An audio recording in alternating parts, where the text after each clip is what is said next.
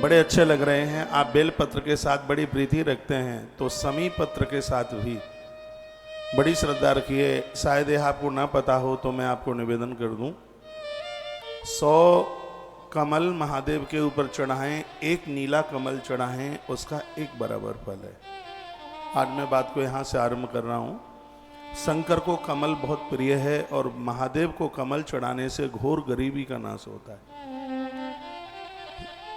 बाजार में फंसा हुआ पैसा वापस आता है। यह कमल की महिमा है। जिनके घर में शराबी पैदा हो गए हैं और पैसा उबड़ खाबड़ जुआखोरी में जाता है, ऐसे लोगों को इस पूरे सावन के महीने महादेव के ऊपर कमल चढ़ाना चाहिए। तो 100 कमल शंकर जी के ऊपर चढ़ाएं, एक नील कमल चढ़ाएं, दोनों का फल एक बराबर है। नील कमल लाल कमल से भी ज्यादा महत्व है उसका। नीला कमल, नीला कमल भगवान के ऊपर चढ़ाने से डॉक्टरों की बात कट जाती है। जहां नारी संतान को देने के लायक नहीं, उसकी भी वंश वृद्धि बढ़ती है, किसी भी प्रकार से बढ़े, ऐसा ग्रंथों में वर्णन है। नील कमल की इतनी बड़ी महिमा है। देवताओं को नील कमल चढ़ाने से वंश वृद्धि नहीं रुकती, लेकिन मिलता बहुत कम है नील कमल। तो याद रखिएगा, 100 कमल एक नील कमल चढ़ाएं, महिमा एक बराबर है। 1000 नील कमल चढ़ाएं और एक बेल पत्र चढ़ाएं, दोनों का फल एक बराबर है। 1000 नील कमल और एक बेलपत्र, सिर्फ एक बेलपत्र, एक बेलपत्र 1000 नील कमल के बराबर। तो 1000 इंटू 100 करना कितना हो गया? अपने मोबाइल में देखना है, 1 लाख। तो इसका मतलब कि 1 लाख आप कमल चढ़ाते हैं और एक बेलपत्र चढ़ाते हैं, उसका फल एक बराबर है। अब लिखने लायक बात यह है कि 1000 बेलपत्र चढ़ाने से जितना फल प्राप्त होता है, महादेव को एक समी पत्र चढ़ाने से उतने फल की प्राप्ति हो जाती है। समी पत्र की इतनी बड़ी महिमा है। कोई आप नया व्यापार कर रहे हैं,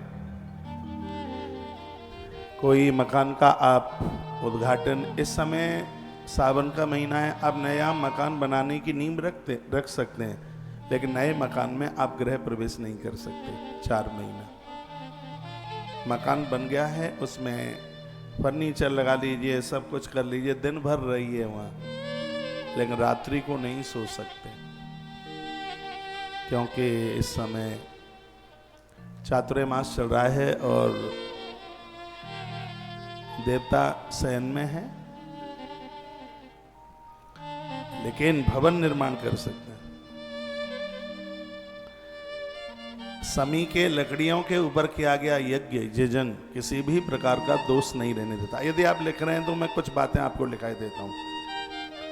क्या लिखा रहा हूं? मैं आपको लिखा रहा हूं, यदि घर में किसी भी प्रकार की ग्रह पीड़ा है, शनि महाराज परेशान कर रहे हैं या राहु के, तो इसको ग्रह पीड़ा कहते हैं। जिसमें घर में बड़ा कलेश होता है, बड़े झगड़े होते हैं और ग्रह कहीं रूठे हैं आपकी जन्म पत्री में, राहु के, तो कोई भी ग्रह, तो वर्णन है कि गूलर की लकड़ी के ऊपर, समिधा के ऊपर हवन करने से, यज्ञ करने से ग्रह बाधा बिल्कुल मुक्त हो जाती है। ग्रह पीड़ा किसी भी, कोई भी ग्रह है, आपको पता है कि राहु जब उल्ट पुल्ट होता है तो व्यक्ति के धन का नाश होता है। केतु गड़बड़ होता है तो व्यक्ति के प्राण जाने की स्थिति बन जाती है। जन्म पत्री में केतु 8वें भाव में बैठ जाए तो फिर बड़ा लंबा योग उसका जीने का बन जाता है। 8वां मृत्यु का भाव है। तो केतु और राहु जैसे ग्रह भी गूलर की लकड़ी पर हवन करने से ये शांत हो जाते हैं। शांत काम और भी वर्णन किया गया है, बहुत लिखने लायक बात है। गायत्र्या तु तिलिर्भूमं सर्व पाप प्रणाशनम। कितना भी बड़ा अपराध हुआ है, शंकर जी की एक गायत्री है। जब भी महादेव के ऊपर फूल चढ़ाएं तो इस गायत्री को पढ़ करके ओम तत्पुरुषाय विद्महे महादेवाय धीमहि तन्नो रुद्रः प्रचोदयात्, इस गायत्री को पढ़कर, सभी देवताओं की गायत्री है, यहाँ तक कि गुरुदेव के लिए भी गायत्री है। गुरुदेव के लिए गायत्री है, वेदांत नाथाय विद्महे हिरण्य गर्भाय धीमहि तन्नो सद्गुरु प्रचोदयात्। हर देवता के लिए गायत्री। और गायत्री की बड़ी महिमा है। ऐसा बताते हैं 100 माला का जप किया जाता है और एक गायत्री का जप किया जाता है एक बराबर, एक माला 100 माला के बराबर हो जाती है। तो यहाँ कितना सुंदर लिखा है, गायत्र्या तु तिलेर होमई सर्व पाप प्रणाशनम।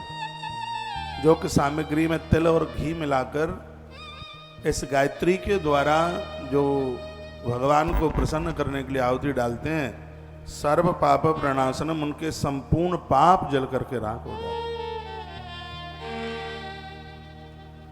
तो अभ्यास कीजिए, सावन का महीना है, थोड़ा सा हवन यज्ञ कर लिया करें। जो लोग मेरे बहुत करीबी से जुड़े हैं वो जानते हैं कि मैं यज्ञ के बिना अपने दिन को पूरा नहीं समझता, और बहुत बरसों से मेरा नित्य का यज्ञ चल रहा है। आपको मैंने यज्ञ के प्रभाव से ही तो पा लिया है। आप मुझे यज्ञ के प्रभाव से मिले हैं। यज्ञ में मैं बहुत विश्वास रखता हूं। आप यज्ञ से जोड़िए।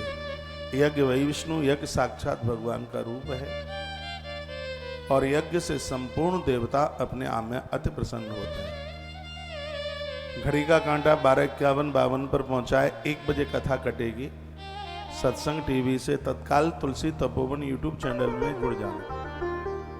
अब तो उसमें चक्र भी नहीं घूमेगा, क्योंकि यहाँ से नेटवर्क बड़ा दुरुस्त ले रखा है, तो वो गड़बड़ नहीं करेगा। तत्काल आप जुड़ जाइए। और आज मैं बहुत उत्साहित हूँ कथा में, क्योंकि मैं सूर्यदेव का पुजारी हूँ और आज रविवार है। यूँ तो मैं रोज ही प्रसन्न रहता हूँ, लेकिन रविवार वाले दिन ज़्यादा प्रसन्न रहता हूँ, क्योंकि सूर्य भगवान मेरे गुरुजी के भी गुरुजी। हनुमंत लाल जी को मैंने गुरु माना है और वो उनके भी गुरु हैं, इसलिए सूर्य देवता के प्रति मेरी बहुत श्रद्धा है, अपार श्रद्धा है। और आज उनका बड़ा अद्भुत उनका रविवार का दिन है। उनका पूज्य स्वामी विवेकानंद जी महाराज भी सूर्यदेव को बहुत मानते थे, चैतन्य महाप्रभु ने बहुत मानते थे, और मैं इन सब महापुरुषों का भगत हूं, तो मैं भी बहुत मानता हूं।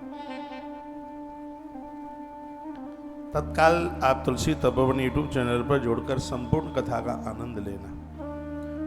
कथा सत्संग टीवी से कटे उससे पहले 1-2 बात मैं कर लूं। एक तो मेरा मिलने का समय भक्तों से सुबह 9:30 से 10:30 है।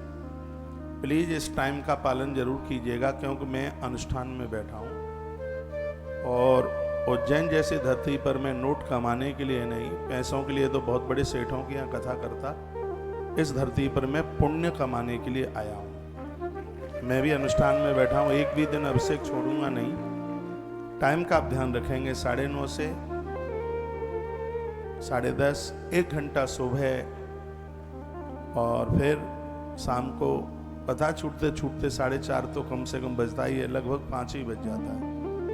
फिर मैं 5 बजे से लेकर 6 बजे तक मिलूंगा, और 6 बजे फिर मैं अभिषेक में बैठूंगा। अभिषेक में फिर पूजा पूरा होते होते उसको 7:30 बजता है।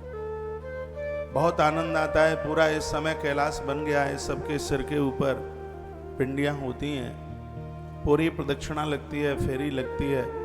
कल कोई सज्जन थे, हाँ यहाँ बैठे तो हैं भैया, ये बैठे हैं दोनों दंपत्ति, ये कहते हैं मैंने अपने जीवन में ऐसा आनंद नहीं देखा। कि यहाँ आनंद ही तो होता है, आनंद ही के लिए तो हम यहाँ पर इकट्ठे हुए हैं।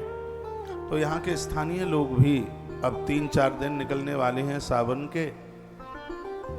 आप बस अब आते रहिएगा। कल सोमवार है, आप सभी सादर आमंत्रित हैं। और विशेष रूप से मेरी एक प्रार्थना यह है, आप उज्जैन में आए, कहीं भी आप रुके हैं, आप होटलों पर ना खाते हुए पंचायती अखाड़े में तुलसीवन आश्रम की पवित्र रसोई में ही आप प्रसाद पाइए, सुबह भी, दोपहर भी और शाम को। हर व्यक्ति को एक शौक सा होता है, अब खाने का तो नहीं है लेकिन खिलाने का इतना है। आप जीमते हैं तो लगता है कि पेट मेरा ही भर रहा है, और यह भगवान महाकाल की रसोई है, क्योंकि अनुष्ठान आयोजन उनका है। कृपया आप प्रसाद यहीं लें, भले ही आप उज्जैन में कहीं भी रुके हैं। प्रभु ने बड़ी कृपा रही है कि है कि कोरोना काल में भी हम बच गए, हम और आप सब जिंदे हैं। नहीं तो जिनको पता भी नहीं था कि हम नहीं रहेंगे, वो आज दुनिया में नहीं है। सच मानिए, जो इतनी बड़ी भयानक महामारी से जो बच गए हैं, सत्य में महादेव की बहुत बड़ी कृपा रही है कि शिव की कृपा के बिना तो प्राण बचने ही वाले नहीं थे। हमारा जीवन सुरक्षित है, यह शंकर की कृपा का परिणाम है। मैंने मास्क नहीं लगाया पूरा 2 साल में, बिल्कुल ही नहीं लगाया। दिखाने के लिए गले में जरूर डाल लिया होगा। मैंने वो 2 इंजेक्शन लगते हैं वो नहीं लगवाए, क्योंकि मुझे पता है कि महादेव का भगत हूं, मुझे कोई भी दिक्कत होने वाली बिल्कुल नहीं है। मैं गया जी जा रहा था, मुझे रोक दिया। पिछले साल सितंबर में कथा के लिए गया जी, तो ये तो सब मुझसे थोड़ा सा आगे निकल गए। उन्होंने वो मांगी रिपोर्ट, मैं वापस चलने लगा। अधिकारी बढ़िया था, हाथ जोड़ के कहता है जाइए आप। मुझे तो पता था कि मैं गदाधर की कथा करने के लिए जा रहा हूं, तो मुझे कोई रोकने वाला है ही नहीं। कितना आनंद के साथ कोरोना को भी हम लोगों ने अपने लिए वरदान बना लिया।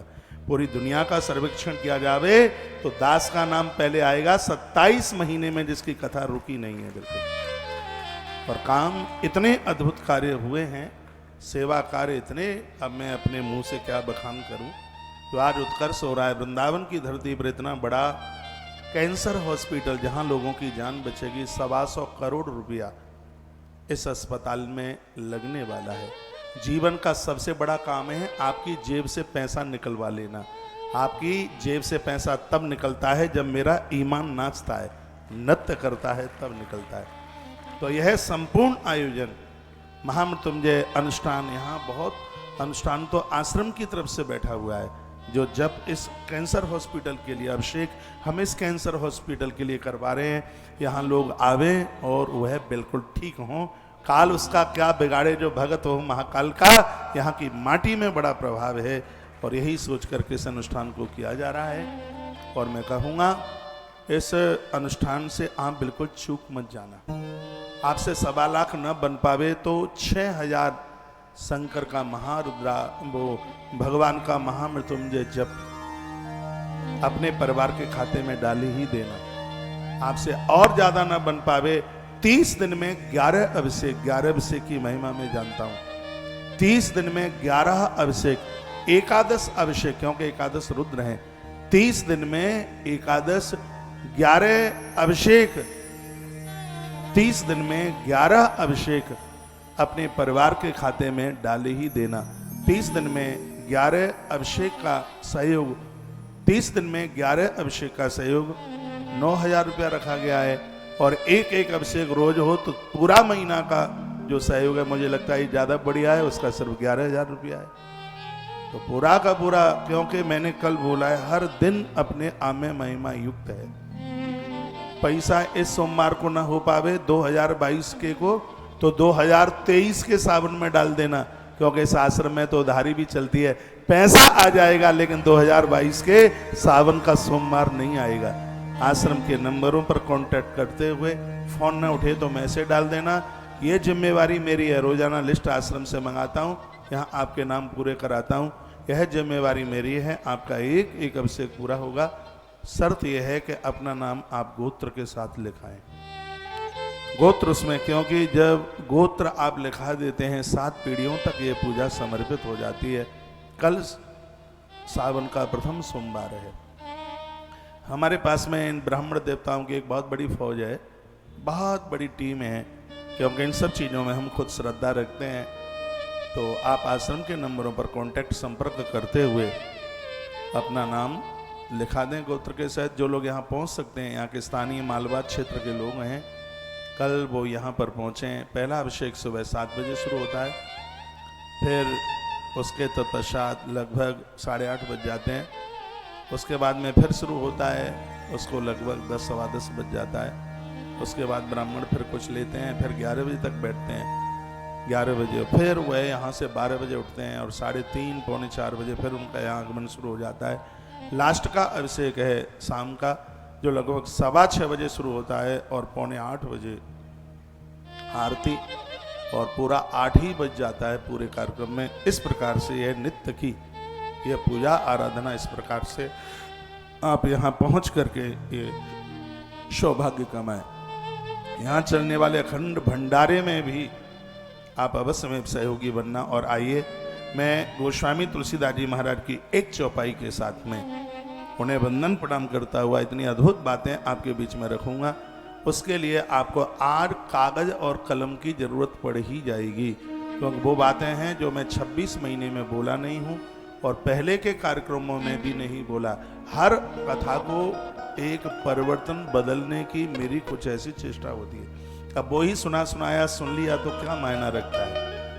तो आचार्य जी राममोहन शास्त्री जी आपको आटा तेल घी के लिए बोल के गए हैं, तो ये भंडारा भी चलता रहेगा। शिव भक्त यहाँ से भोजन करके जाएगा, 10 अश्वमेध यज्ञ करने का फल आपको प्राप्त होगा, इसमें मैंने बहुत विश्वास रखा है। आइए मानस की चौपाई के साथ और आगे के लिए बढ़ते हैं।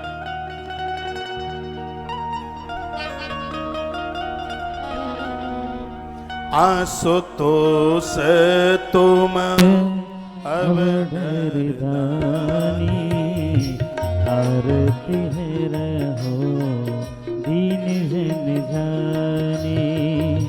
आशुतोष तुम अवधरदानी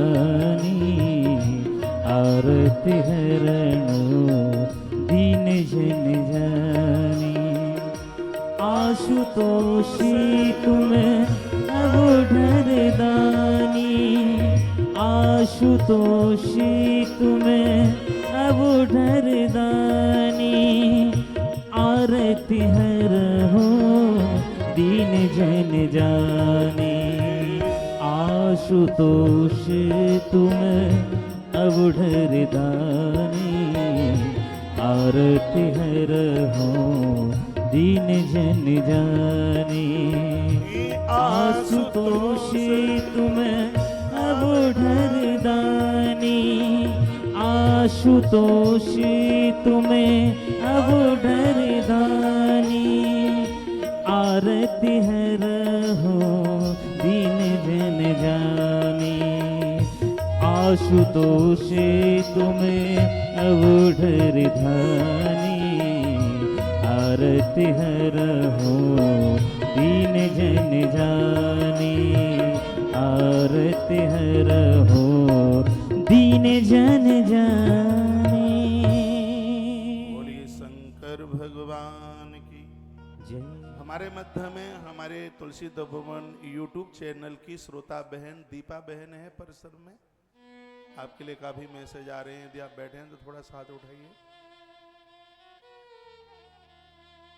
नहीं है। आइए, तो आप श्रवण कर रहे थे कि ग्रह पीड़ा को नष्ट करने के लिए गूलर की समिधा के ऊपर, गूलर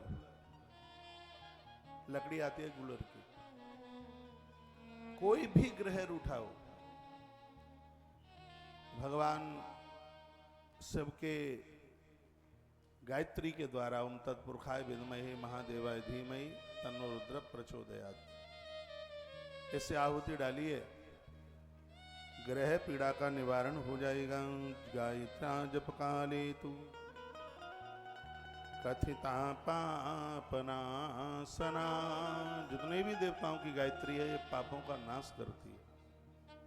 एक बार फिर कहूंगा, फूल शंकर जी के ऊपर आप चढ़ाएं। देखो हमारे यहाँ एक पुष्पांजलि बोली जाती है, नाना सुगंध पुष्पाणी यथा कालोद्भवानि च पुष्पांजलिर्मया दत्ता ग्राण परमेश्वरा।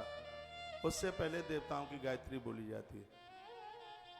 गणेश जी की गायत्री बोली जाती है, ओम एक दंताय विद्महे वक्रतुंडाय धीमहि तन्नो दंते प्रचोदयात्।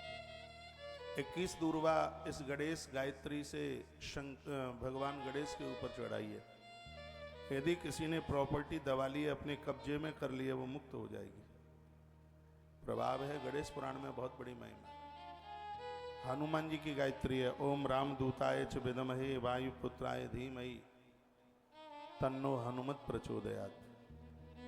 माँ दुर्गा की है गायत्री। बेटियों के लिए गुड़हल का फूल लें और इस दुर्गा गायत्री के द्वारा महादेवी के ऊपर चढ़ाकर सुंदर घर और वर प्राप्त करें।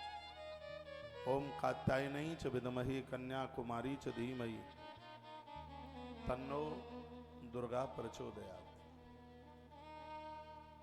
हर देवता की गायत्री है, उसमें शंकर जी की है तत्पुरुषाय विद्महे महादेवाय धीमहि तन्नो रुद्र प्रचोदयात्। सूर्य भगवान की है आद्य भास्कराय च विद्महे दिवाकराय धीमहि तन्नो सूर्य प्रचोदयात्। सूर्य भगवान को अर्घ देने के बाद में आंख बंद करें और इस सूर्य गायत्री के द्वारा उन्हें प्रणाम करें। भगवान भास्कर खुश हो जाएंगे। तो ये बुद्धि के देवता हैं, बुद्धि को कभी बिगड़ने नहीं देंगे। भगवान भास्कर की बड़ी महती कृपा है। सूर्य भगवान को नित्य अर्घ दें। तो मैं आपको यह निवेदन कर रहा हूं, ध्यान काले पाप हरा होतेशा सर्व कामदा। देखो कितनी सुंदर बात कही है, सुन लो कान की डपोलियां खोल के। दिन भर के जितने पाप हैं सिर्फ यज्ञ भगवान का दर्शन करके ही नष्ट हो जाते हैं। कहीं यज्ञ हो रहा हो, बस जलती हुई लकड़ी समिधा यज्ञ कुंड में निकलती हुई लो, उसका आप दर्शन कर लें। दिन भर का पाप तो सिर्फ यज्ञ भगवान का दर्शन करने से समाप्त हो जाता है, सिर्फ दर्शन मात्र से। और आपने यज्ञ में बैठ करके सुन लो, तुम रोज दर्शन करते हो यज्ञ के, सिर्फ यज्ञ कुंड में प्रज्वलित होने वाली अग्नि का दर्शन करते ही कितना सुंदर। ध्यान काले पाप हरा उतैषा सर्व कामदा। उतैषा यजन की आहुति को बोलते हैं। और वहां उस यज्ञ में कोई आहुति डाल रहा है, यज्ञ कर रहा है, और आपने सिर्फ दर्शन कर लिया है उसका, दिन भर का पाप जल करके राख हो जाता है। इसलिए तो मैंने बहुत बार कहा है, आपके नगर में कहीं पूर्णाहुति का यज्ञ हवन है, आपको यज्ञ में बैठने का मौका मिल जाता है, तो बहुत बड़ी बात हो गई है। वहां लोग यज्ञ कर रहे हैं। यदि हमारी आंखें उन होता यज्ञ करने वाले याजकों का दर्शन ही कर ले, दिन भर के संपूर्ण पाप जल करके राख हो जाते हैं। इतनी बड़ी महिमाएं वर्णन किया है कि जो लोग नित्य यजन करते हैं, हवन करते हैं, तो वर्णन किया गया उनके लिए कि उनके जीवन में अनेकानेक जन्मों का कोई भी किसी भी प्रकार का पाप नहीं रहता। यज्ञ में बहुत बड़ी ताकत है अपराधों को, पापों को समाप्त करने के लिए। गायत्र्या तु तिलर्हुम सर्व पाप प्रणाशन। एक मैंने बड़ी सुंदर यहाँ पर विवेचना पढ़ ली है। हवन सामग्री, हवन सामग्री जो है वह तिल के बिना बिल्कुल अधूरी मानी जाती है, चावल के बिना अधूरी मानी जाती है। याद से सुनिएगा, एकादशी को चावल नहीं चढ़ता। यदि आप यज्ञ कर रहे हैं तो आहुति में चावल डालकर उसकी आहुति डाली जाती है। बहुत लोग उसकी जगह पर समा का चावल डाल देते हैं और पता नहीं क्या क्या डाल देते हैं। मेरे और आपके लिए चावल का परहेज है। जगन्नाथ भगवान को चावल एकादशी के दिन भी भोग लगता है। सामग्री अधूरी है, उसमें यदि तिल नहीं है, मैं आपको कंफ्यूज नहीं करूंगा, मैं वही बात कहूंगा जो मेरे सनातन धर्म को किसी भी प्रकार का नुकसान न पहुंचाए। स्वयं के लिए आप चावल बना के खाते हैं तो जितना चावल खाया उतना नाले का कीड़ा खा लिया है, समझ लो।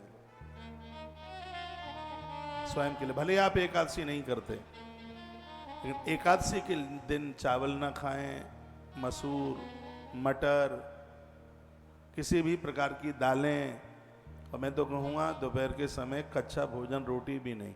आप एकादशी नहीं करते हैं, पराठा खा लीजिए, पूड़ी खा लीजिए, साग से सब्जी से प्रसाद ले लें, नहीं तो उस दिन थोड़ा किसी मीठे से ले लीजिए, कुछ मीठा ले लें। पूजा में मीठे को बहुत माना जाता है। और याद रखना, भगवान का भोग नमकीन नहीं, भगवान का भोग मीठा ही लगता है।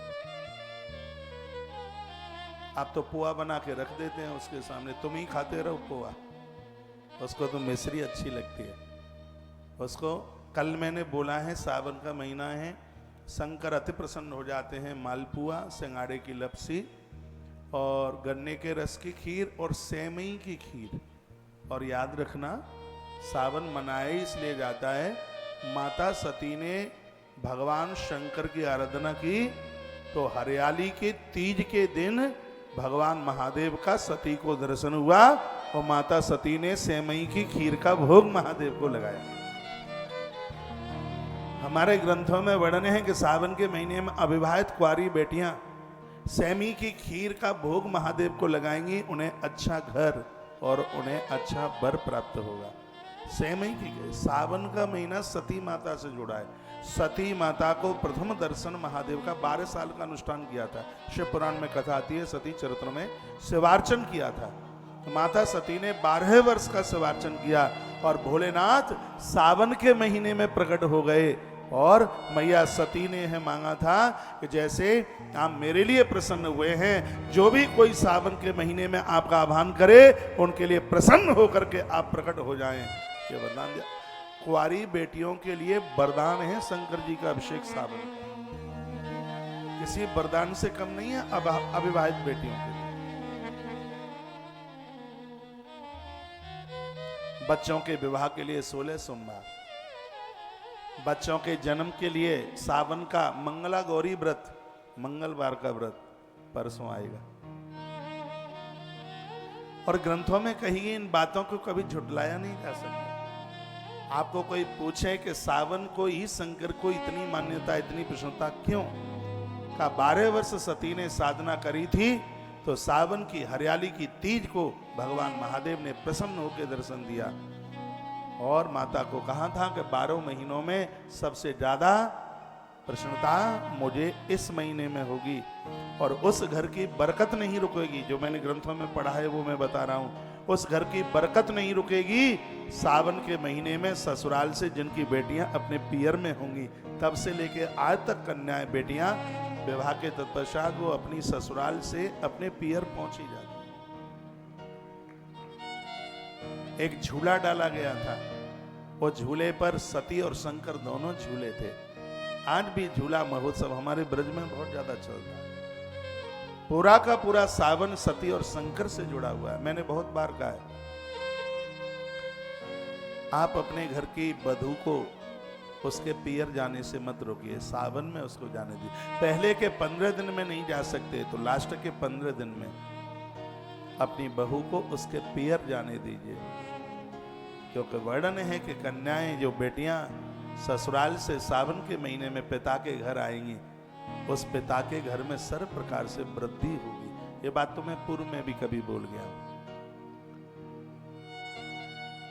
तो सती और शंकर से पूरा का पूरा यह सावन मास जुड़ा हुआ है। और आनंद की बात तो यह है कि हम ऐसी जमीन से बैठकर इस कथा को सुन रहे हैं जिस नगरी का नाम अवंतिका है, उज्जैनी है। पहले तो इसका नाम अवंतिका था, लेकिन इसका नाम जो उज्जैनी है, इसी प्रकार से इसके और भी नाम है। अवंतिका वराह पुराण में वर्णन है, इसका नाम अवंतिका। श्रीमद् भागवत महापुराण में वर्णन है, जहां श्वेत 12 कल्प की बात कही गई है, वहां 2 नाम आए हैं, अवंतिका और उज्जयिनी। नारद पुराण में इसका नाम है कनक श्रृंगा। उज्जैनी का एक नाम है नारद पुराण में कनक श्रृंगा, जिसकी चोटी है आज भी सोने की है। ये पहाड़ के ऊपर बसा हुआ है। यहाँ एक दूषण नाम का राक्षस रहता था, उसको मारने के लिए ही तो भगवान महाकाल प्रकट हुए। इसे महापुराण में 12 ज्योतिर्लिंग यात्रा में आप सुनेंगे। नारद पुराण में इसका नाम है कनक श्रृंगा। उज्जैनी का नाम है कनक श्रृंगा। इसलिए बाण भट्ट ने अपने ग्रंथ कादंबरी में कनक श्रृंगा नाम से उज्जैन को संबोधित किया है। और भी एक इसका नाम है कुशस्थली। विधाता ब्रह्मा जी ने अपने जीवन का सबसे पहला तर्पण कुशा के द्वारा उज्जैन की धरती पर पहला तर्पण किया था। माता क्षिप्रा के किनारे पर बैठकर जो तर्पण विधाता ब्रह्मा ने प्रथम तर्पण अवंतिका में किया था, इसलिए देवताओं ने इस स्थान को कुशस्थली के नाम से उच्चारण किया। इसलिए उज्जैन का एक नाम कुशस्थली भी है। कुसार नाम की घास टाइप की होती है। विधाता ब्रह्मा जी ने इस मालवा की इस धरती पर, जहां 12 वर्ष के बाद यहां महाकुंभ पर्व लगता है, यहां पर तर्पण किया था। इसलिए स्थान का नाम हुआ कुशस्थली। बड़ी अद्भुत जगह है, बड़ा अद्भुत स्थान है। एक बार जयकारा लगाइए, बोलो बांके बिहारी लाल की, श्री हनुमान जी महाराज की जय जय श्री श्री। राधे। जैन ग्रंथों में उज्जैन का नाम है एक प्रतिकल्पा। जैन ग्रंथों में उज्जैन का एक नाम है प्रतिकल्पा। आनंद की बात यह है कि भगवान शंकर महाकाल ऐसा ही देव है जो दक्षिण मुखी होकर के बैठे। यहाँ के लोगों को तो ज़्यादा पता होगा, हम तो पढ़े हैं ग्रंथों में, वो सुना रहे हैं, यहाँ के लोगों को ज़्यादा पता होगा। इसलिए भगवान महाकाल की देहली पर पहुंचकर हर मुरादें भक्तों की पूरी होती हैं। माता ये उत्तर वाहिनी है, ये उत्तर की तरफ बहती है, संकल्प सिद्धि हो जाती है छिपरा के किनारे बैठकर। यह नदी उत्तर वाहिनी है। तो भगवान की कृपा से ऐसी अद्भुत धरती पर हम और आप बैठ करके इस कथा का आनंद ले रहे हैं। अभी मैं यह भी निवेदन करूंगा कि भगवान शंकर का महारुद्राभिषेक क्यों किया जाता है। शंकर के ऊपर दूध, दही, घी, शहद, चीनी, चावल ये सब क्यों चढ़ाए जाते हैं? पद्म पुराण में भी इसका बहुत बड़ा अद्भुत वर्णन है, वो आप सुनेंगे। अभी मैं आपको थोड़ा शिव गायत्री की चर्चा कर रहा हूं। ओम तत्पुरुषाय विद्महे महादेवाय धीमहि तन्नो रुद्रः प्रचोदयात्। पहले तो यह बताइए कि मेरी कही गई बात आपको समझ में आ रही है?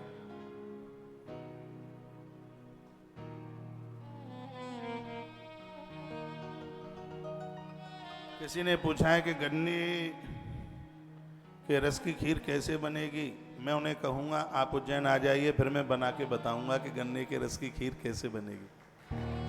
हमारे यहाँ उसको रस खीर कहते हैं। बहुत स्वादिष्ट लगती है। अब ज्यादा बोलूंगा नहीं, जीभ पे पानी आता है रस खीर का नाम लेके। बहुत स्वादिष्ट होती है। तो गायत्र्या तो तिलरी होमई सर्व पाप प्रणाशन। अनजान में इतने भारी पाप हो जाते हैं और पता भी नहीं लगता। उसके लिए यज्ञ में सामग्री में तिल डाल करके आप हवन कीजिए, यज्ञ कीजिए, अपराध समाप्त हो जाएंगे। तिल की आहुति डालने से पाप जलते हैं।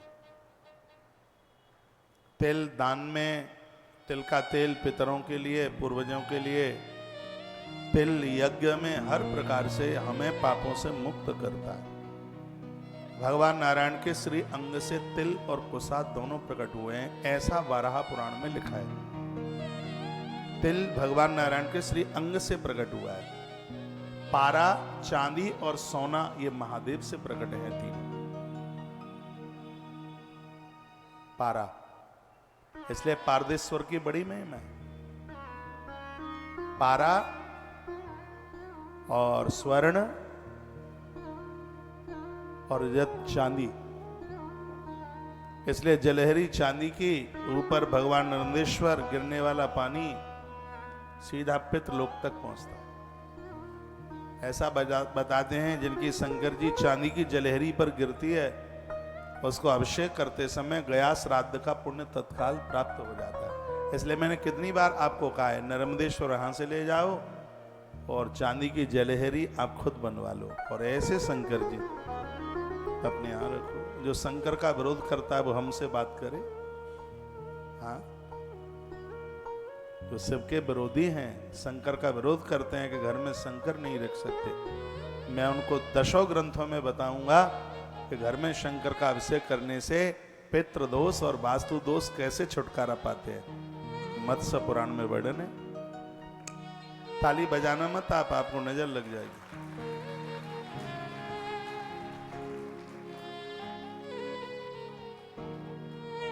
शंकर के बिना तो कुछ है ही नहीं।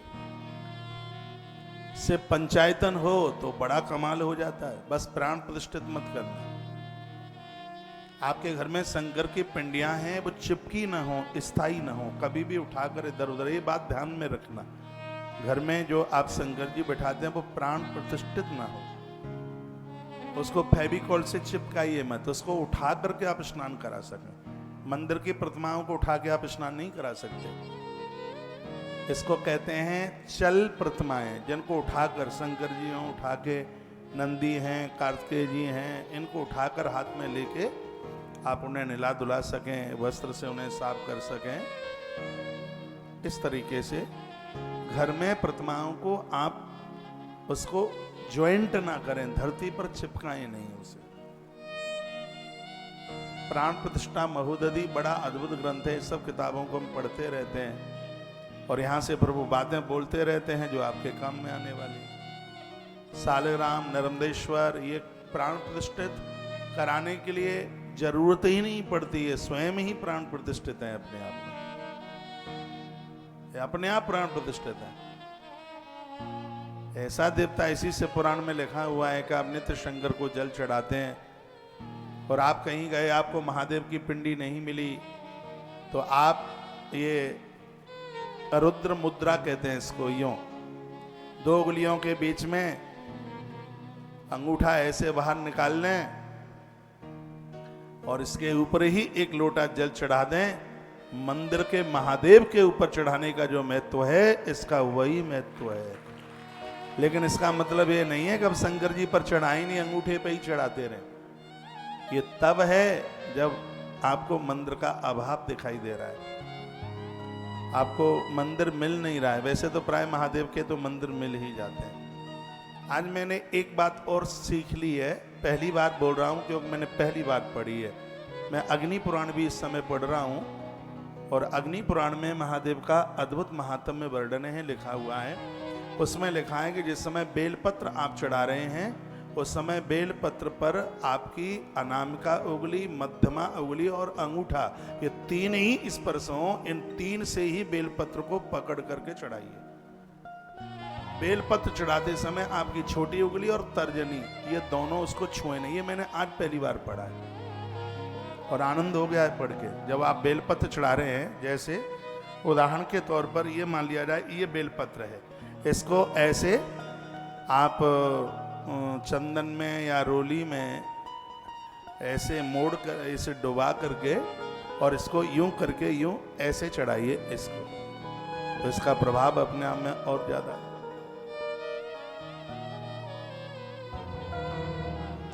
शंकर अद्भुत है।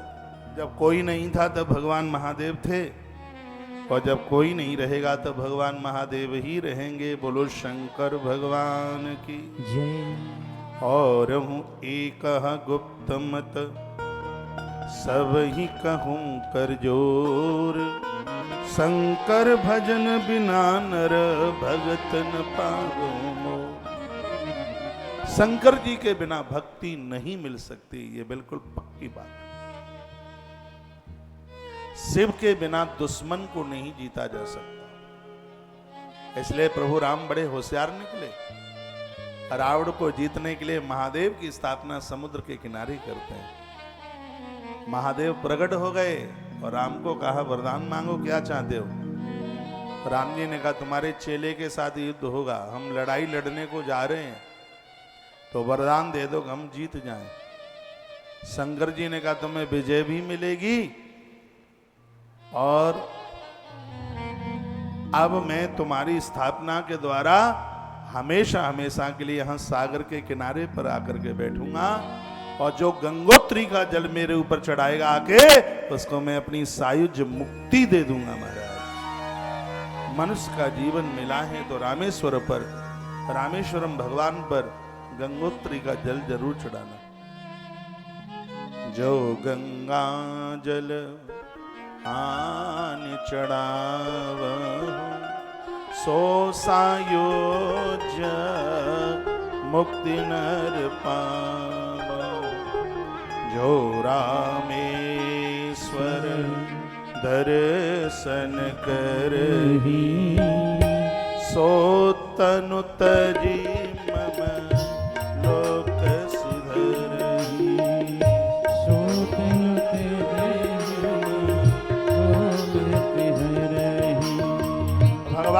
कृपा से मनुष्य जीवन मिला है, रामेश्वर भगवान का दर्शन और उनके ऊपर गंगाजल गंगोत्री का चढ़ाना।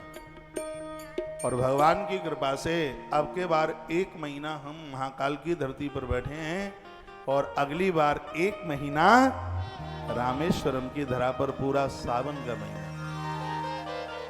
समुद्र इतना दूर है इस आश्रम से, जितना दूर ये बाल्टियां रखी हैं इससे ज्यादा नहीं है। बस बीच में एक सड़क जरूर है 50 फीट की। इधर आश्रम, इधर सागर समुद्र। भगवान की कृपा से ये सब हुआ है। मेरी बड़ी इच्छा थी, क्योंकि समुद्र के प्रति मेरी बड़ी श्रद्धा है। क्योंकि मैंने इस महापुराण में पढ़ा है कि अनंत गुना फल सागर के किनारे बैठकर करने से मिल जाता है। कोई तो बात होगी, सो समुद्र के किनारे भगवान ने महादेव की स्थापना कर दी, तो जमीन ले ली गई है। बहुत लंबा चौड़ा भूखंड मिल गया है भगवान की कृपा से। इतना भव्य, इतना सुंदर आश्रम अगले सावन के महीने तक ये बन बुनू के तैयार हो जाएगा प्रभु कृपा से। आप जरूर पधारिए, 1 महीने का आनंद वहीं लेंगे अगली बार। ये भगवान महाकाल भेज रहे हैं, यही तो उस रूप में यही तो बैठे हैं। हमारा तो सब काम इनकी कृपा से होता। अगले वर्ष जरूर पधारिए। ये देख तो रहे हैं आप, ये पेड़ आश्रम के प्लॉट में ही है। नारियल, पाम और पता नहीं काय काय के पेड़ हैं ये। बिल्कुल इन पेड़ों के सामने ही सागर, विशाल सागर बह रहा है। मंदिर यहां से इतना दूर है, महाकाल मंदिर तो ज्यादा दूर होगा, इससे नजदीक है। इतना करीब है रामनाथ का मंदिर इस जगह से। ये आप देख रहे हैं, मेरी पीठ के पीछे आश्रम है, देखो वो देख रहे हैं पेड़ झाड़।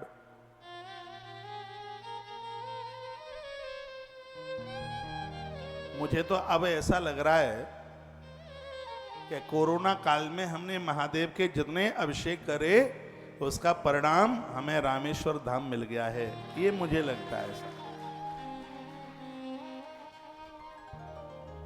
5 ईंट रख के इसका पूजन करा के आ गए हैं।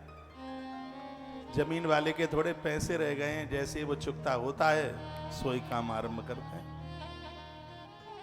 सितंबर तक उसको भी कर देंगे पूरा, लास्ट सितंबर तक हो जाएगा। भगवान का काम है इसलिए हो जाएगा। खुद का होता तो पड़ा रहता तो नहीं होता। ईश्वर के काम तो कभी रुकते ही नहीं है।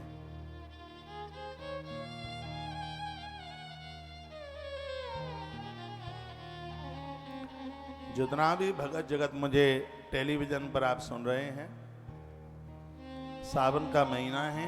महादेव को बेलपत्र, समीपत्र मिल जाए, कमल का फूल, दूर्वा, काला तिल, यह शिव के ऊपर चढ़ाते रहिए। यज्ञ में तिल जलाते रहिए। गायत्रा तो तिलर होम, सर्व पाप प्रणाशना। जो महादेव की गायत्री पढ़ करके तिल की आहुति डालता है यज्ञ में, सभी पाप उसके जल के राख हो जाते हैं। जिसके घर में शांति नहीं है, झगड़े हैं, कलह, पति पत्नी में भारी लड़ाई होती है, बाप और बेटे में बहुत ज्यादा लड़ाई होती है। कभी कभी ऐसा होता है बच्चे बाहर के लोगों के लिए बहुत बढ़िया होते हैं, लेकिन जब भी घर में प्रवेश करते हैं तो पता नहीं कौन भूत उनके सिर पर बैठता है, बौखला जाते हैं बिल्कुल। घर में इतनी अशांति होती है। तो हमारे ग्रंथों में उस शांति के लिए बड़ी अद्भुत बात कही है। कहाँ है कि शांति काम हो यवई कुरिया। यब जानते हैं आप, यब कहते हैं जौ को। यज्ञ में सामग्री में जौ मिलाकर के आहुति डालने से घर में शांति बढ़ती है। आजकल तो सब रेडीमेड हो गया है, बाजार से वो पैकेट मिल जाता है सामग्री का, बुरादा होता है उसमें लकड़ी बकड़ी का चूर्ण, सामग्री तो कुछ होती ही नहीं है, कहाँ होती है उसमें। उसी से स्वाहा स्वा करके छुट्टी कर लेते हैं आप। ना उसमें जौ होता, ना तेल होता, ना उसमें तिल होता, ना उसमें बेलगिरी होती, ना उसमें चंदन का बुरा, कुछ नहीं होता उसमें, और आप उसी में संतुष्ट हो जाते हैं। हमारे ग्रंथ में वर्णन है कि हवन सामग्री में जो जौ मिलाया जाता है, और जौ मिलाकर आपके घर में 1 वर्ष यदि हवन हो गया है, घर में कभी अशांति नहीं होगी, घर में झगड़े नहीं होंगे। बाद में आप मुझे पूछते रहते हैं, लेकिन कथा सुनते समय आप लिखते नहीं है, बात उड़ जाती है, आपको ध्यान फिर रहता नहीं है। जो जौ की बात मैं आपको बता रहा हूं, जौ बाजार में मिल जाती है, हवन सामग्री में इसको मिलाइए, और यज्ञ करने से घर में शांति का वातावरण बनता है। घर में बिल्कुल भी अशांति नहीं होती, लड़ाई झगड़े बिल्कुल। जिनके घर में बहुएं बहुत लड़ती हैं तो डोकरियों हवन शुरू कर दो। जो मेरी बहनें डोकरिया के मारे नाक में दम हो गई है तो वो भी यज्ञ शुरू कर दे। शर्त यह है कि उसमें जौ जरूर डालिए हवन सामग्री में। और अपने घर की शांति देखिए, कितना आनंद होता है। कभी कभी माताओं का नाम होता है शांति देवी, खतरनाक काली से भी ज्यादा होती है, कालिका देवी से भी खतरनाक नाम है शांति देवी। जितना बढ़िया नाम है उस नाम की गुणवत्ता को भी तो प्रकट कर दो। यह याद रहे, औरों को भी बताइए। यज्ञ में जौ की आहुति डालने से घर में शांति। यदि गलत बोल रहा हूं तो मेरी बात कोई काट के बताए। मैं श्लोक बोल करके बात कर रहा हूं। शांति कामो यवई कुर्यात्। यव माने जौ। जौ के साथ में जो यज्ञ में आहुति डालेगा उसके घर में तत्काल शांति प्रकट होगी, उसके घर में अशांति नहीं होगी, उसके घर में कलह नहीं होगी। और याद रखना, घर में कलह होने से यदि किसी की मृत्यु भी हो जाए तो बड़ी बात नहीं है। और कैकेयी माता ने कलह ही तो किया, महाराज दशरथ के प्राण चले गए। और घर में कलह होने से कुबेर जैसे भंडार भी खाली हो जाते हैं, लोगों को घोर गरीबी आ जाती है, दरिद्रता आ जाती है। मेरा निवेदन है, भूखे रह लेना, लेकिन घर में कलह मत करना, घर में झगड़े मत करना। जहां सुमति तहां संपत्ति नाना, जहां कुमति तहां बेपति निधाना। कलह कुमति, कलयुग इसी में तो बैठा है। तो यह कीजिए, यज्ञ से घर का वातावरण बहुत बढ़िया हो जाता है। यदि आपने जन्मपत्री दिखाई है और यदि किसी ने किसी को यह कह दिया है कि उम्र कम है, आयु कम है, तो आयु बढ़ाने के लिए बड़ा सुंदर उपचार बताया है। क्या है? उम्र बढ़ाने के लिए बताया, आयुष्कामो घृतेन च। यदि किसी की उम्र कम है और उसे आयु बढ़ानी है तो यज्ञ में घी की आहुति डाले, घृत की आहुति। मेरे गुरुजी कहते हैं, गौ माता के देसी घी से यदि आपने हवन किया है तो इस यज्ञ का परिणाम है कि देवताओं को आपने अपना ऋणी बना दिया, अपना कर्जदार बना दिया है। गैया के घी की इतनी बड़ी महिमा। जर्सी वर्सी का यूज मत किया करो, जर्सी वर्सी से तो भैंस का ठीक है। जर्सी तो गैया है ही नहीं। ये तो अंग्रेजों का बहुत बड़ा व्यापार था। उन्होंने अपने यहाँ का जानवर भारत में काऊ कह करके उतार दिया। पहले तो लोगों ने पसंद नहीं किया, फिर अंग्रेजों ने इसको फ्री में बांटा। भारत में 1700 के आसपास कोई भी शराब की दुकान नहीं थी। जैसा कि हमने इतिहास पढ़ा है, सबसे पहली दुकान अंग्रेजों ने कलकत्ता में शराब की खोली और 37 वर्ष तक इस दुकान पर कोई बिक्री नहीं थी। लंदन से किसी अधिकारी ने, अंग्रेज ने पूछा कि दुकान कैसी चल रही है। यहां से जवाब मिला कि कोई भारतीय आता ही नहीं है, ये तो दूध पीते हैं, ये कोई शराब पीते ही नहीं। उसका बड़ा तगड़ा माइंड था। उसने कहा कि मैं भारत में रह के आया हूं और भारत के आदमी की मैं नस जानता हूं, ये लोग फ्री फंड का ज्यादा चाहते हैं, इसलिए शराब फ्री में बांटो। तो 2 चीजें अपने भारत में फ्री में बांटी गई। फिर तीसरे नंबर पर चाय का नंबर आया। इस देश में चाय और जिस देश में शराब और जर्सी गाय, ये दोनों फ्री में वितरित की गई, फ्री में बांटी गई। और ये हम लोगों की कमी रही है, यदि फ्री में मिले तो सल्फास की लाइन में भी जाके खड़े हो जाएंगे। जिस देश में 1765 तक ढूंढने से कोई शराबी नहीं मिलता था, और उस देश में आज तो लोग शराब से जगते जगते कुल्ला करते हैं। यह दुर्भाग्य है।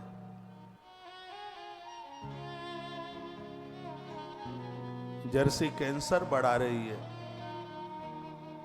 बचिए कैसे भी इससे। ये स्वास्थ्य के लिए घातक है बहुत ज्यादा। तो आयुष्कामो भ्रतेन च, जिनको बहुत लंबी उम्र चाहिए, आयु चाहिए, लंबी आयु के लिए घी की आहुति। घी जलाने में और खाने में दोनों में फायदा करता है। ऐसा कोई पुरुष जो मेडिकल जांच में एकदम बिल्कुल फेल है और उसे कह दिया गया कि तू संतान को जन्म नहीं दे पाएगा, तो हमारे आयुर्वेद में वर्णन है।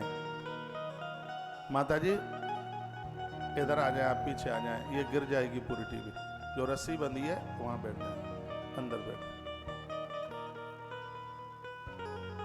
रस्सी के पीछे बैठ।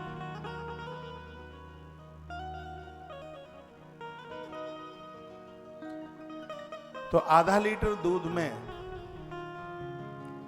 लगभग 1 तोला घी डाल करके उसको पिला दीजिए आप। छोटे बच्चों का मस्तिष्क बोलने लगता है, पढ़ाई लिखाई में इतने माहिर हो जाते हैं। घी दूध में बहुत ज्यादा फायदा करता है। कितना भी कंठ का रोग है, गलगंड हो गया है, बिल्कुल बांस जैसी आवाज हो गई है, काली मिर्च बतासे में भर के और गरम घी में डाल के जब कड़कड़ कड़कड़ करे, उसे आप दे दीजिए। कंठ बिल्कुल सुरीला हो जाएगा। कंठ की जितनी बीमारियां, ये तो थायराइड में भी फायदा कर। काली मिर्च साबुत पीसना नहीं है, साबुत बतासा फोड़कर उसमें भरिए, फिर कटोरी में घी, देसी घी है, रिफाइंड मत ले आना, आफत हो जाएगी। चूल्हे पर उसको रखिए, जब वो गर्म हो जाए बतासा छोड़ दीजिए, 4 बतासे डालें उसमें, तो 4 बतासे खा लें, घी है उसको पी लें। शर्त यह है 1 घंटे तक पानी न पिए, नहीं गला चौक हो जाएगा, कंठ सुरीला हो जाएगा, कंठ बैठेगा नहीं। घी की तो बड़ी महिमा है। देवता ऊपर से नीचे उतर के आ जाते हैं जिस घर में घी की पूड़ियां बन रही हैं। पितृलोक से पितर भागते हैं। निवेदन है श्राद्ध में, ये रिफाइंड मत खिलाओ और खर्चों में कमी कर लेना। घर में या तिल का तेल चले या फिर घी चले, और वो भी घी दूध मंगाइए घर पर। आपके पास जमीन है, फार्म हाउस, आजकल तो लोगों के पास खूब फार्म हाउस है, शहर में रह रहे हैं, फार्म हाउस बना रहे हैं, उसमें एक आध गैया रखिए, एक आध आदमी रख दीजिए, उसको भी रोटी की व्यवस्था हो जाएगी। ये भी बहुत बड़ा यज्ञ है, बहुत बड़ा पुण्य का काम है। उसका परिवार चल जाएगा और आपको दूध मिल जाएगा पीने के लिए। जर्सी नहीं, देसी, जिसका ठांटा ऊपर निकलता है। दूध भले ही कम दे, लेकिन उसकी सेवा देवता और पूर्वजों को तृप्त कर देती है। देसी गाय रखें, आनंद होगा। देखो आपके घर की तरक्की कितनी होगी। पद्म पुराण में मैंने पढ़ा है कि जब व्यक्ति को जहर चढ़ता है, 12 वर्ष पुराना घी किसी को मिल जाए, मराया व्यक्ति जिंदा हो जाएगा। सांप का डसा हुआ, थोड़ी सी श्वास चल रही हो, खड़ा हो जाएगा। घी जितना पुराना होगा उतना बड़ा फायदा करता। तो लिखा है, वर्णन है, क्या लिखा है इसमें कि आयुष्कामो घृतेन च, जिन्हें अपने परिवार की बहुत लंबी उम्र चाहिए, 8 दिन में, 15 दिन में, 1 महीने में यज्ञ में वो घृत की आहुति जरूर डाले, घी की आहुति डाले। घृत इतना प्रभावशाली है। आइए 2 पंक्तियां महादेव को समर्पित करें। भोलेनाथ से निराला कोई और नहीं, शंभुनाथ से निराला कोई और नहीं। कल सोमवार है, आप सबको मालूम है। कल सोमवार का व्रत कीजिएगा। आपसे यदि बन जावे तो आप नमक छोड़ के व्रत कर लें। कोई बहुत बड़ी बात नहीं है। सेधा भी मत लीजिए, सेधा नमक भी मत लीजिए, नमक छोड़ के ये व्रत कर डाले। कल प्रथम सोमवार है सावन का। बहुत बड़ा व्रत का महत्व बढ़ जाता है। किसी भी व्रत में यदि नमक छोड़ दिया जाए, थोड़ी दिक्कत तो होगी। नमक ना लेने से ब्लड प्रेशर नीचे जाता है, मैंने आजमा के देखा है। तो एक दिन की बात है, एक दिन में तो कोई फर्क नहीं पड़ेगा। हो जाए तो नहीं, आप सेधा नमक ले सकते हैं। एक बार फलियार भी ले सकते हैं। ये नहीं कि पूरे दिन हम चरते ही रहें फलार। एक बार ले लें, हल्का सा ले लें, कोई फल ले लें। और कल आप बेल पत्र के बिना मिल जाए तो समी पत्र जरूर चढ़ाना। कमल का फूल मिल जाए। शुक्रवार को लक्ष्मी दौड़ती आती है, महादेव को कमल फूल चढ़ाया जाए। आज तो मैंने कथा को वहीं से आरंभ किया है। और आपसे बन जाए तो शिव सहस्त्र नाम का पाठ करना। 108 नाम महादेव के हैं, जिसमें स्वयं भगवान ने कहा है, जपहु जाहि शंकर सतनामा होइए हृदय तुरत विश्रामा। नारद जी को नारायण ने बात कही थी है, भगवान शंकर के 108 नाम लेने से मन को तत्काल शांति प्राप्त होती है। बेलपत्र, गोरोचन और चंदन से लिखित ओम, क्लीम या श्रीम ओम लिख करके चढ़ाने से इष्ट की सिद्धि हो जाती है। इतना बड़ा प्रभाव है। हाँ, तो बेलपत्र आप सबको चढ़ाइए। सावन का महीना बड़ी भगवान की कृपा से पूरा साल इंतजार किया जाता है। तब साल के बाद में जो माह से आता है, महीना आता है, ये साधना के लिए। इसमें जमीन पर सोने का प्रभाव है। पति और पत्नी संसारिक संग में पूरा महीना बिल्कुल भी न रहें। इतने नियम का पालन करें। ये एक ही महीना तुम्हें 12 वर्ष की साधना दे देगा। सावन के महीने का इतना बड़ा प्रभाव। मैंने तो पढ़ा है पद्म पुराण में कि चातुर्मास जो लोग कर लेते हैं, नियम बना लेते हैं, 4 महीने की तपस्या उन्हें 12 वर्ष की तपस्या दे देती है। अब आप 4 महीना ना कर पाए तो आप एक सावन का महीना तो कर ही सकते हैं। भगवान महादेव के द्वारा भक्ति मिलती है, इसमें बिल्कुल भी संशय नहीं है। ऐसा लगे एक महीना कि आप बाबा बैरागी बन गए हैं। बिल्कुल कोई भी किसी भी प्रकार का अपराध नहीं, बिल्कुल संयमित होकर। आपको ऐसा लगे ही नहीं कि तुम्हारा विवाह हो चुका है। ऐसा लगे कि सगरे कुआरे बरुआ है, अभी विवाह हुआ ही नहीं। एक महीना इस तरीके से जमीन पर रात्रि को शयन करके पूरा 30 दिन। अब आप कहोगे 4 दिन तो हम सो लिए, 4 को भूल जाओ। अब जो भी दिन बचा हुआ है जमीन में सो करके। और आप सावन का महीना बहुतों ने तो व्रत किया है, बहुतों ने एक समय का भोजन किया है। सोमवार को बन जाए तो एक बार भी मत लीजिए भोजन, आनंद हो जाएगा। आपका घर कैलाश होगा, बैकुंठ होगा आपका घर। इतनी महिमा है सावन मास की। आइए, भोलेनाथ से निराला कोई और नहीं, शंभुनाथ से निराला कोई और नहीं।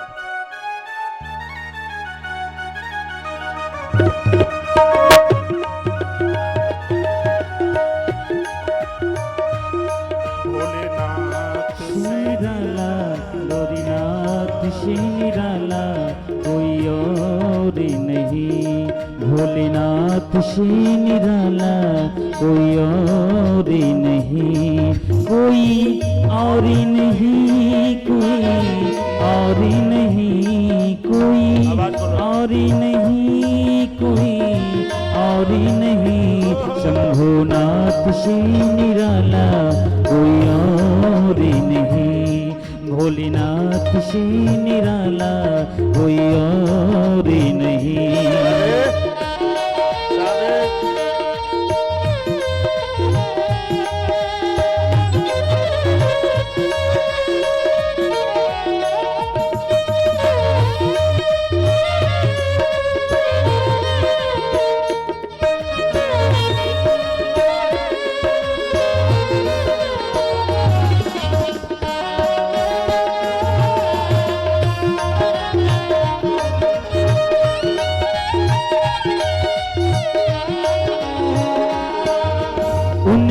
डमरू डम डम बोले, अगम निगम के भेद खोले। उनका डमरू डम डम बोले, धीम तना ना ना ना ना ना ना ना ना ना ना ना, धीम तना ना ना ना ना ना ना ना ना ना ना ना, धीम तना ना ना ना ना ना ना ना ना ना ना ना ना ना ना ना। उनका डमरू डम डम बोले, अगम निगम के भेद खोले। उनका डमरू डम डम बोले, अगम निगम के भेद खोले। हो ऐसा डमरू बजाने वाला और ही नहीं, ऐसा डमरू बजाने वाला और ही नहीं।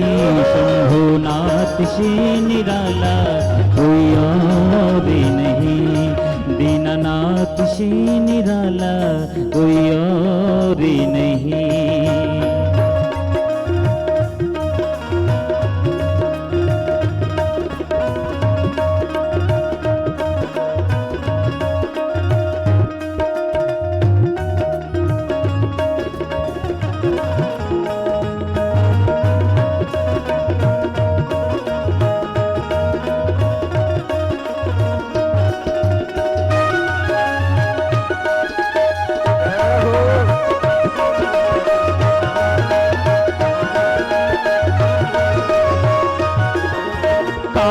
जब जब करवट बदली महादेव,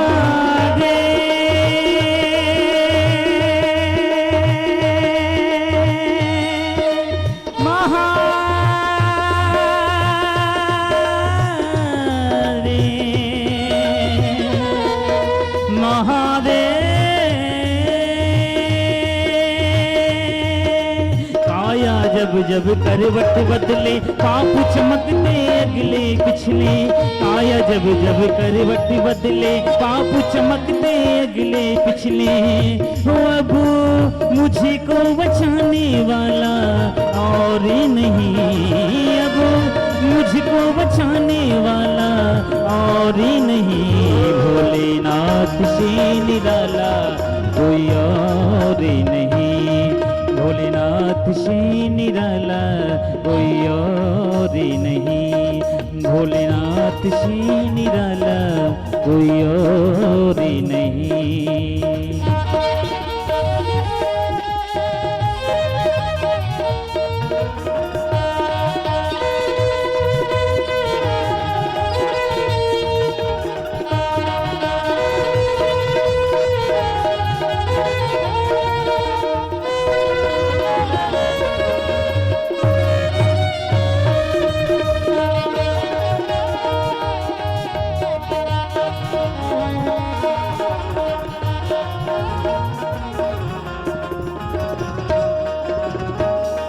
तुमने जग का कष्ट मिटाया, मुझको स्वामी क्यों विसराया। तुमने जग का कष्ट मिटाया, मुझको स्वामी क्यों विसराया।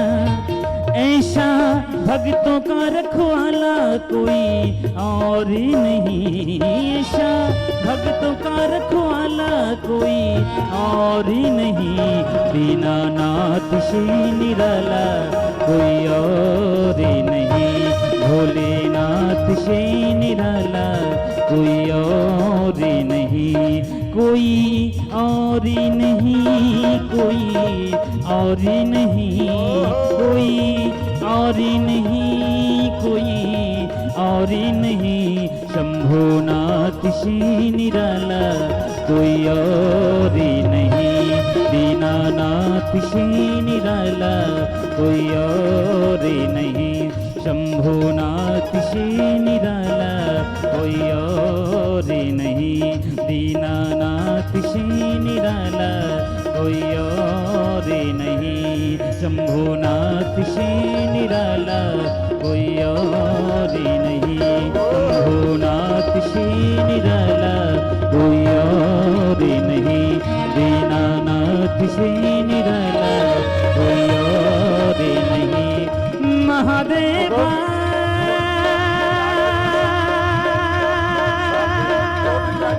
महादेव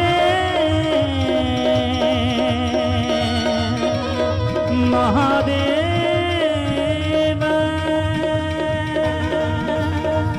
महादेव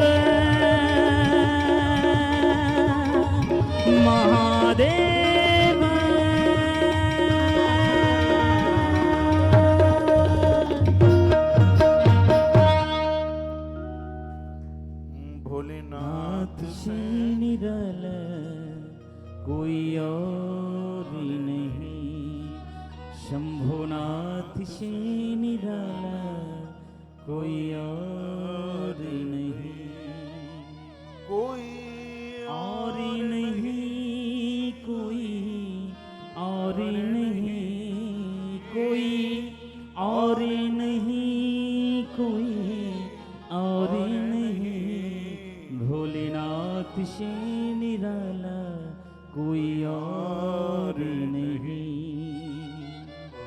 नाथ से